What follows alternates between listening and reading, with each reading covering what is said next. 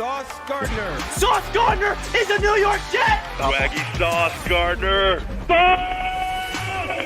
I love Sauce. I love his tape. I love his press technique. I love his confidence. He has everything you want to see in the position. And I think Robert Saleh and this scheme is perfect. It's a hand-in-glove fit for him, man. Garrett Wilson. It's Garrett Wilson.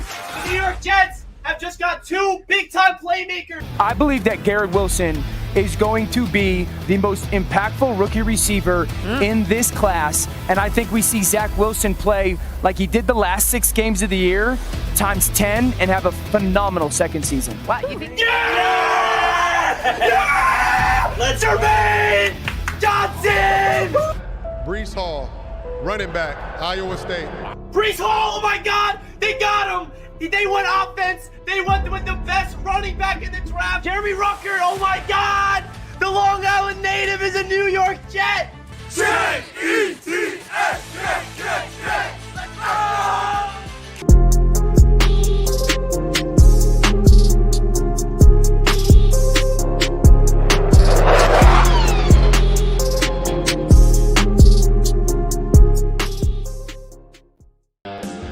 Yo, what is good, Jets Nation? Welcome back to another Jets Media live stream. And today we got a special guest, Will, joining the show to give us an OTA report to talk about what's going on at One Jets Drive. The rookies and veterans are on the field together. And we're going to be talking stuff Jets here on Jets Media. So welcome to the show, everybody. Hope you're all having a great morning. Will, welcome in. How you doing today, my man? I'm good, man. It's beautiful, and it's beautiful in New York. You know, not depressing, 50 and rainy, so I can't complain too much. Dude, how about that? The weather here has been so beautiful, and I am so happy about it because, like you said, the 50 days with the cloudy, I just can't take it anymore. So it feels good that the weather's looking so great. So, guys, if you don't know who Will is, Will has a podcast that's linked down below in the description. Does great stuff over there. Also, make sure you check him out on Twitter. So, Will, do you want to introduce yourself for the people that are unfamiliar with your work?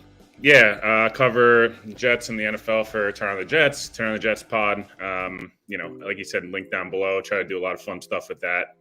Have a pod with separate pod with DJ Bieneme, who's the daily news writer as well. So multiple pods go on multiple shows, a lot of content. So be sure to tune in. It's fun times. Try to have some big time guests on there as well. Awesome. Yeah, everyone, make sure you guys check out Will. He always has some special guests tuning into his podcast. Shout out to everybody tuning in the chat. What's good? Aston, Matthew, Jack. Hope you guys are all enjoying your great morning. Today, we'll be talking about some OTA stuff. So, with that being said, let's dive right into it. So first, let's talk about Zach Wilson and in the OTAs, Will, because I saw that you kept tweeting, and every single person in Jets Twitter kept tweeting about the new look Zach Wilson showing up with different body tones. So what's your thoughts of Zach Wilson showing up with a different body? I think there's a couple of different things, right? He's still a young kid, obviously 22. I think it's normal. He started kind of putting a little bit of grown man weight. I also think he just had a full off season, or is in the midst of a full off season in an NFL weight room, NFL strength program, eating the right way. A lot of guys can take that step in college. Some other people, it takes a little bit longer, right? And I think it's important for Zach. I think we saw him last year. Panthers game obviously comes to mind. He took about 700 shots in that game. But in general, not everyone needs to look like Cam Newton or Andrew Luck, but you do need to be able to put on weight and size and be able to take punishment, have better play strength. Maybe you put a little bit of extra zip on the ball, all these different things. So it's nice to see Zach. He's his idol's Aaron Rodgers. Aaron Rodgers just talked about a ton the last 2 or 3 years as he got later in his career. It was all about, putting on mass in his legs and his hips, and it's all his power comes from that. So it's nice to see. He still looks fluid, tight spirals, the whole 9 yards. Yes, I know who cares? It's, routes on air, and he should look good, but there is something that's nice to see about the fact that he put on weight, but he still looks like the same natural throwing motion. There's no hitch in his throw, that type of stuff. So that's good to see. I'm excited to see that a lot of these Jets guys seem like they've really embraced the offseason. Obviously, we hear this every year. So let's see what happens. We get into camp. You lose a lot of that. But it's nice to hear about a lot of these guys kind of focusing heavily on their bodies and stuff like that. It's obviously good news. Yeah, I agree. And talking about the OTAs, one thing that I really noticed, in particular, hearing some press conferences for some of the newly acquired players that the Jets got this offseason, one guy comes to mind. That's CJ Uzama. I feel like CJ Uzama is going to have such a big role on this team outside of just his play on the field, more of a culture guy and more of a leader in the locker room. I don't know if you guys heard him in his press conference, but he said he's never been around more hungry young players in his life that have such a great work ethic, and he's really moved by it. And he's talking about Elijah Moore, he's talking about Michael Carter, he's talking about Zach Wilson, he's basically talking about the entire draft class from last year, because that was before all the rookies this year came in the building. So what's your thoughts of CJ Uzama saying that he's never been around such a hungry work ethic type of young players? Do you want me to be make everyone optimistic, or you want me to be, if I'm being real about it? Yes, no, be real about it. Be real about it. Yeah, I think it's a mix of things. I think that is a real energy. I think people, they're so young that it's really hard not to have that kind of mentality. I think it's good to hear, right? But at the same time, I would say a caution with a little bit of a grain of salt, because we hear a lot of these type of quotes come out, generally speaking, when guys go to new franchises. When there's a young team, we always hear a lot of, I've never been in a clubhouse like this, never been in a locker room like this.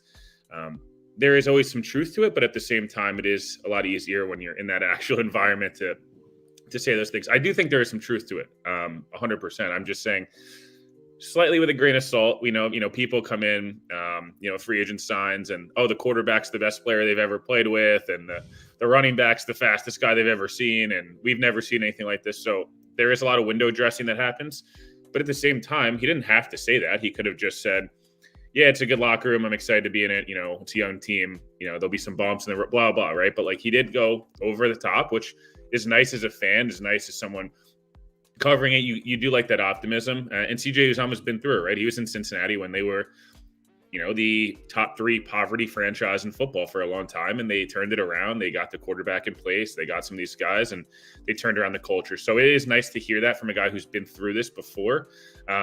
It's very similar to last year when Saleh was like, I've been through 5 rebuilds. This is no different. We feel this kind of stuff building. So there is truth to it, but also you do want to make sure you're kind of hyping up the guys around you and getting that narrative going. So it's a positive. I would take it with, they still got to prove it on the field. All these different things we're going to talk about. Doesn't matter till, Sunday the 11th, and you got to put it on the field and actually show it. No, it's true. We hear it every single offseason, whether it's we're going into a season where we're expecting to have 4 wins. We hear the same thing in the locker room. So you bring up a great point, Will, there. So OTAs, it's really hard to talk about OTAs because, like you said, they're just running routes on air. It's not like live training camp. No one's wearing pads. So it's really hard for us to really get anything out of OTAs as a fan base. So what are you hearing from OTAs? What should Jets fans look out for when we're seeing all these photos and seeing all these pictures of the rookies and the veterans on the field together? Like, what is OTAs all about? Is it about the install of the offense, the install of the defense, really trying to get these guys in tune with the scheme? So what do you think Jets fans should really look out for in phase 2 of the OTAs this week? I would say mini camp's a little bit more about scheme. I think that's when you'll really see it. I think there's like that week of practices in, I believe, middle to late June before they kind of take the break for a month before they come back for camp. So that's when I would say looking more at scheme. That's all going to be install. It is important. All these things are important. OTAs are important too. Is it make or break that there's guys not there or not? I wouldn't worry about the people that aren't there. That's just not. You can't worry about it. It's important for these young guys, especially the timing. I would just keep paying attention to. It can't take much, but once we get into it, and there's some, you'll see some one-on-ones and things like that. I know the Jets are going to be very cautious, as they mentioned. A lot of these guys, especially the rookies, which is obviously more disappointing from a content perspective. But at the same time, everyone joked already with the Carl Lawson, like the Falcons-Jets, scrimmage, like wrap them in bubble wrap. Yeah. But these guys, right, like if you really do think about it, they're going to wind them back up in a good way. I think the Jets know that they've been hurt by injury, so I would look for just guys to stay healthy, build some timing with Zach. We're already seeing it. The more reps that Garrett Wilson gets and Elijah Moore. And remember, Elijah only played 7 or 8 games with Zach last year. It's not like, and they didn't really have a lot of camp, so it's not like they sat there and have all this great chemistry. They looked nice at certain points, but I would just say keep building the chemistry. It's nice to see these guys run around, see how they compete with the other, the rookies, especially, and these young guys, free agency guys, look how they compete with the rest of the roster. But this is going to be one of the the hard part with OTAs is like they're not in pads. Yeah. It's a little hard to take stuff out of it, being honest about it. But at the same time, yeah, it's fun to see some of these clips. Look how, see how these guys work and how they run, what numbers they're rocking, all these different things, right? I think you tweeted out Jermaine might be rocking 11, which is pretty cool. So yeah, that's the stuff I would look for. Just very small, minimal things, but you'll get to see some fun highlights and things. And I think that's what's important for the fans right now. Yeah, and there's a little switch in the Robert Saleh, New York Jets OTAs approach when it comes to, they're going to do running 7-on-7s more often and not have the offensive and defensive line going after each other. And that is mostly about to avoid injury, not to give the trenches any wear and tear early in OTAs, because we all know that the Jets have been suffering with the injury bug, not only last year, but for it seems like every single year, Will. So the Jets seem like they're trying to tone it back, and you said that they're trying to do that as well. So why don't you touch up on Robert Saleh's approach to switch up the OTA program this year? Do you think it's smart? Yeah, so especially with the rookies, if you think about it, people don't really talk about this, right? Like the process, even from Senior Bowl and through the draft, how much real football, I wonder how much people really think these guys they're working out for the combine, and then once the combine's over, you're doing all your top 30 visits. You're meeting with different teams. You're meeting with agents. You're meeting with all these. Your life is a traveling mess. And these guys' bodies are exhausted. And the last thing you want to do, it happened. Dante Fowler got taken 3rd overall by the Jaguars in, was it 2015 or 2014? Did the whole thing, was at the draft, first day of OTAs. They're just doing install, and he tears his ACLs out for his whole rookie year. The Jets are trying to avoid that, especially for these first-round guys and all the rookies in general that are drafted guys. Like they've been doing the gauntlet. Then they come back, they're doing media tours, they're doing this, they're doing that. So I think the Jets are just recognizing and year 2 being more self-aware of trying to build everyone back up in a proper manner and not go 100 miles an hour right away. Just because you can't afford this roster is much improved, but you cannot afford 3-4 of your guys that are supposed to contribute big time going down already. So obviously prayer circle for everybody, but I think it's smart what they're doing. I think, you're going to see a lot of different changes in a good way from the staff. Robert's just talked about it a ton, and just growing, and the amount of film they're able to watch has changed, the amount of different, admin work and all this different stuff that people don't really see. Everyone's in year 2 now, right? It's Saleh's 2nd year as a head coach. Joe Douglas obviously is in year 4, but from a coaching staff perspective, all these guys were first-year coordinators. Like they're going to have a better idea of how to install stuff, how to communicate. So I would kind of just watch for that, and I think it's a smart thing for the Jets to do.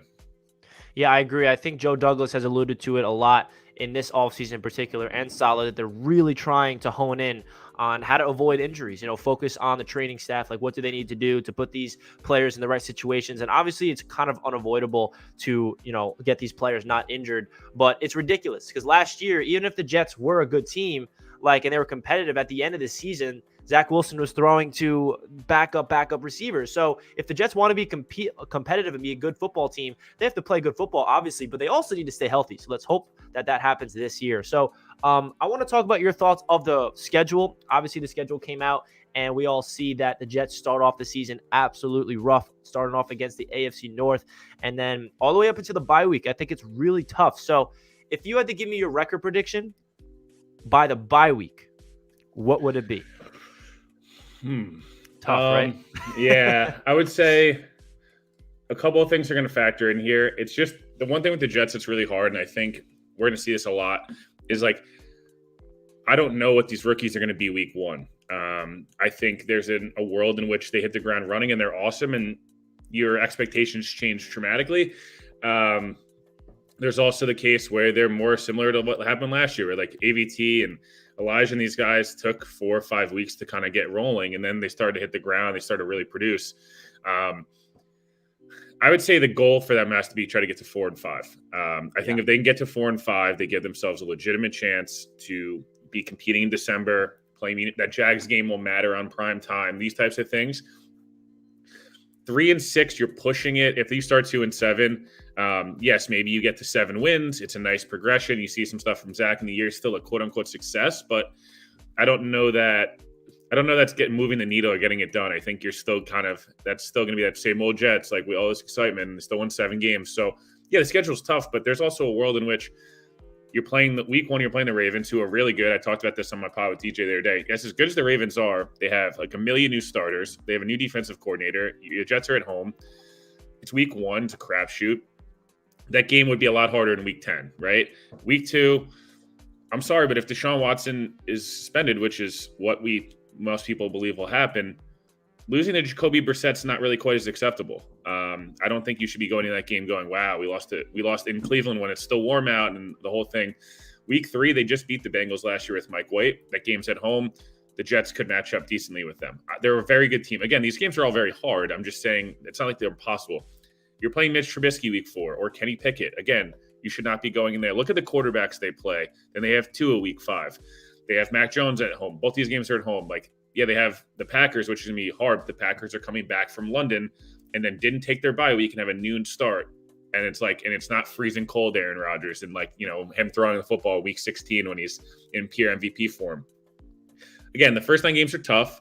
Get to 4 wins. I think if you could get to 4 wins, you set yourself up really nicely where the Chicago game now matters a lot. The Jacksonville game, the Seattle week 17, maybe you're 7-8. And if you win, Seattle week 17, now you go to Miami week 9 or 18, whatever it is. And you're 8-8 against the Dolphins who are 9-7, and whoever wins that game goes to the playoffs. That's what the situation you want to be in. That would be pretty cool for a lot of reasons. But bad memories from the Dolphins kind of screwing the Jets in 2008 and 2011, I believe too. But look, end of the day, be respectable 3-4. If you can get to 5 wins, that would be fantastic. But that's obviously, again, it's going to come down to Zach. We're going to beat this to a drum, and it's going to be annoying by week 1, but if Zach's good, 4 or 5 wins is realistic in the first 9 games. If Zach stinks, they're probably going to win 1 or 2 games. That's just the reality of the NFL, unfortunately. And it could be a good thing for the Jets and work out. Look at the Bengals last year. Not that he has to beat Joe Burrow. I'm just saying, look at the Bengals last year, the Patriots, or any of these teams, and then look at what happened with the Jets. Right when they got good quarterback play last year in games, they mostly won or should have won. When they got bad quarterback play, they got smoked. So let's see what happens.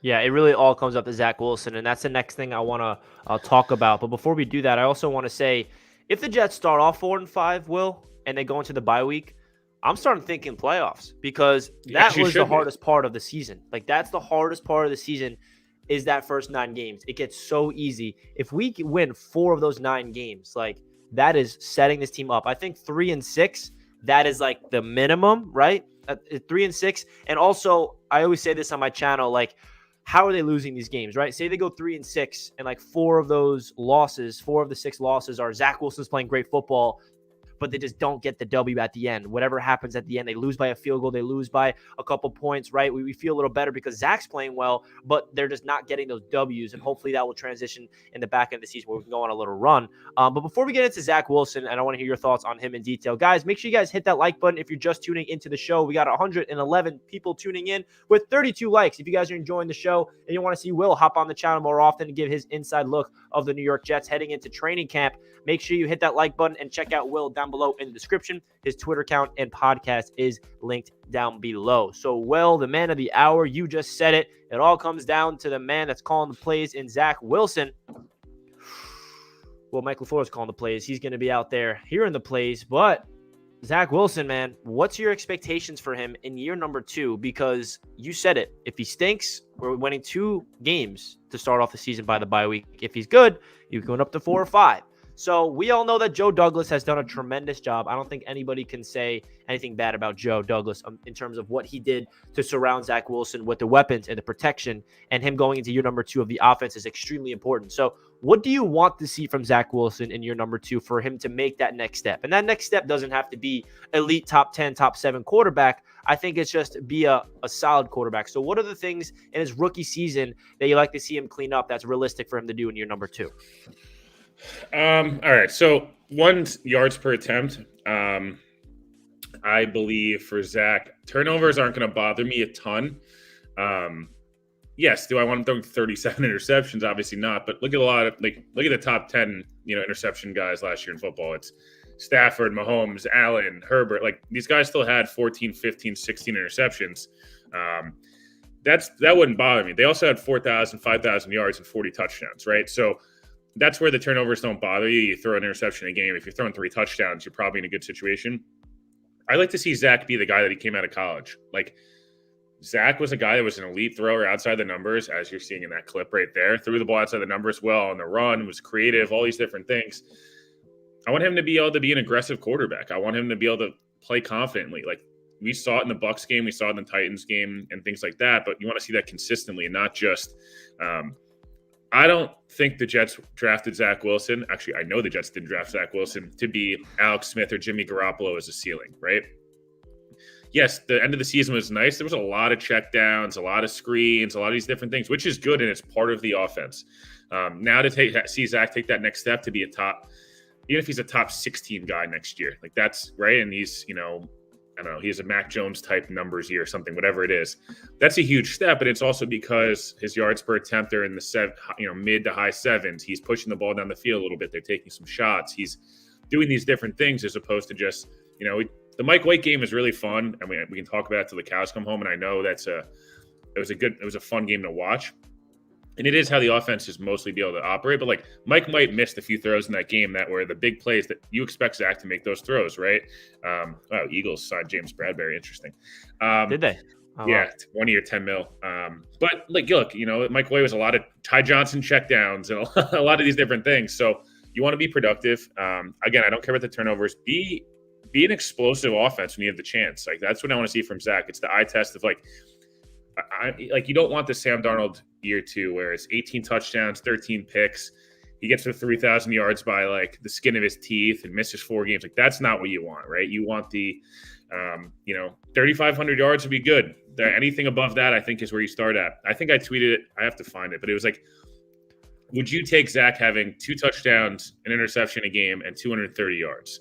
And everyone's like, yeah, that sounds great. And I was like, well, that averages out to like whatever it was like 3,800 yards, 34 touchdowns or whatever it is, and 17 picks. Like, wouldn't that be awesome? And it was just like people were like, those numbers seem unrealistic. They're not unrealistic. Really think about it now. Like 230 yards in today's NFL game should not be this like unachievable thing. And I think, I'm not going to be okay with like, oh, Zach had 4 games of 142 yards passing, no touchdowns, no interceptions. Like that's not going to get it done. So the defense, again, I think I saw that the defense will help him a lot, keeping him in games. If you think of that Eagles game, especially, like the Jets offense could not have been any better. And then they didn't touch the ball for like an entire quarter. Right. So those are the things I want to see from Zach. Push the ball down the field, get that yards per attempt up, and hit those explosive plays. Again, turnovers aren't going to bother me too much. If all of a sudden, if he's 30 turnovers, again, that's not okay. But I'm not going to worry about a turnover a game if you're throwing for 2-3 touchdowns and 300 yards.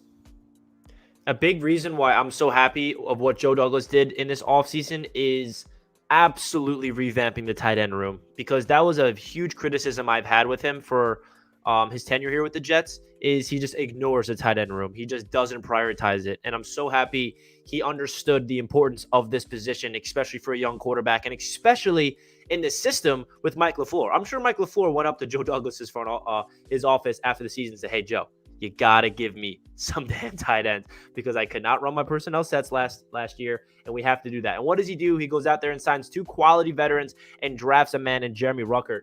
So on another note, we just got some breaking NFL news. James Bradbury to the Philadelphia Eagles. Will, do you remember last time you were on the show what NFL news got broke? Yeah, Russell Wilson. That was crazy. It was like I was like, oh shoot, Russell Wilson just got traded. You're like, wait, what? Yeah, every time you're on the show, I feel like something crazy is gonna happen. We gotta keep having it on. We gotta keep it going. Next time it'll be a huge Jets news. So yeah, hopefully some Quan or Odenjobi or someone like that. That'd be nice. That would be crazy. So let's transition this, Will, to the defensive side of the ball real quick. You mentioned it. The defense is going to be a big factor for even Zach Wilson, because last year it seemed like the defense cannot do anything to help out Zach, right? They forced Zach Wilson and the offense to be on the field for way too long. The offense was just not in sync, and they also could not get the ball in Zach Wilson's hands more often, right? They couldn't get those turnovers to give Zach good field position, right? That's what good defenses do. And Robert Saleh and Joe Douglas said, you don't just have to upgrade the offense to help out your quarterback. You help out the defense to help out your quarterback as well. So what's your thoughts of what the Jets did this offseason to really bolster up this defense? Because we have a brand new secondary with DJ Reed and Sauce Gardner and Jordan Whitehead now, and even add LaMarcus Joyner because he did not play last year at all. Even add in the additions of Carl Lawson and Vinny Curry, who didn't play last year but was on the roster. And then we go out there and draft Jermaine Johnson, and we draft Michael Clemens. And I think every Jets fan can say that the weak link of this defense and the entire roster is the linebacker and safety unit. So what's your thoughts of the defense as a whole and your expectations for them this year? Yeah, so Jets have the second most expensive defensive line in football. They have the second most expensive defense, actually, technically in football, which is crazy to think about. If you look at this graphic, right, they have technically 4, 5, let's see, how many other guys? 6. They have 6 former first-round picks in this defense who are all starters or borderline starters. They've invested a ton. It's a young group, especially in the secondary at corner. It's a young group outside of CJ Mosley. The linebackers are a huge issue for me still, and I still think that free safety spot is dicey. But if Sauce is even a good NFL corner year one, and Jermaine Johnson's a solid edge rusher, and you get even 80% of Carl Lawson, you can keep, potentially Breece Hall or Vinny Curry healthy. They have their defense should be a top 16 defense. I don't think they need to be top 5 or top 10. I think if they're a league average defense, they can create more turnovers. They will help Zach Wilson out a lot. They will keep them in games, limit explosives, as you'll hear Robert Saleh say about 700 times, limit explosives and go from there.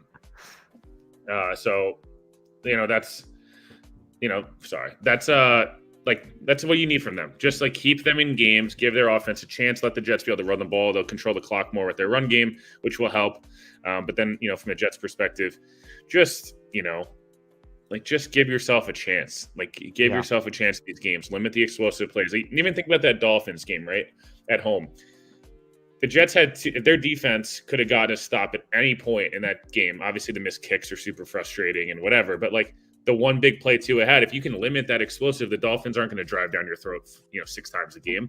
The explosives are what kills you. The Patriots game, the same thing. All these different teams, Buffalo, these teams are going to thrive off of explosive plays, and if you can limit them, you give yourself a chance. Be a top half of the league unit. That's all I'm kind of asking for from them, especially with some deficiencies at linebacker and safety still. The D-line's going to have to take over games. The corner play is going to have to be much better. It should be much better. Whitehead should help a ton, especially against players like Josh Allen, Watson, Lamar, where he can be that extra linebacker in the box when they run read option and things like that. So, I expect the defense to be better.